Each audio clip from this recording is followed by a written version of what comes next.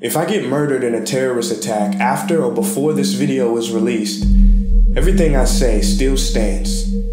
Okay. Yes, you read that correctly. I love terrorists. Now, before you go and send this to President Trump to have me arrested, just wait until the end of the video. I said wait until the end of the damn video. How do we love the evil? How do we love those who do not deserve it? How do we love those who commit vicious acts against innocent women and children? Well, what is love? Please allow a man much wiser than me to explain. A man who Martin Luther King nominated for a Nobel Peace Prize. Zen monk Thich Nhat Hanh says understanding is love's other name. For some people, love may be too strong a word. I get it, so let's use the word understand. If we want to end terrorism, then we have to get serious about understanding it. Noam Chomsky. Now, I know what you're thinking. Who the hell are you to tell me about terrorists? I know a thing or two about terrorists. Kill them all and their families. No, but you're right.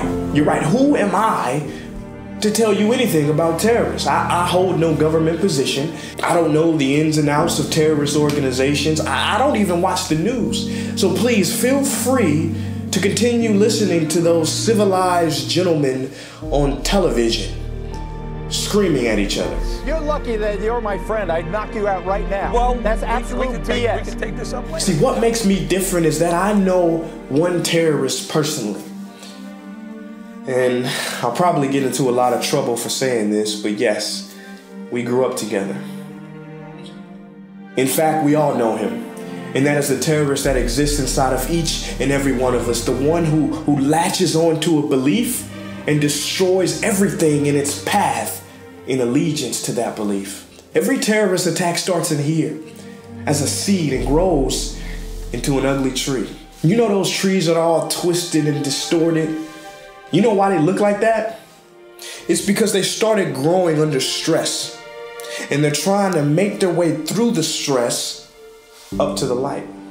People are just like that. When we see someone with a twisted, distorted perception doing ugly, harmful things, that is because they too have been planted in a twisted, stressful environment. And they are trying to find their way up to the light. But unfortunately, they end up creating more darkness. Put your emotions and hard-heartedness aside for 1 second, and you will see that everyone is doing the best they can with what they have been given. And if you had their exact history, conditions, if their suffering was your suffering, if their level of consciousness was your level of consciousness, then you would think, act, and behave exactly as they do. What is so hard to understand about that? This is not condoning. This is not approving. This is understanding. This is love. Henry Wadsworth Longfellow puts it brilliantly. If we could read the secret history of our enemies, we would find in them enough sorrow and suffering to disarm all of our hostility. I can't be the first one who has figured this out.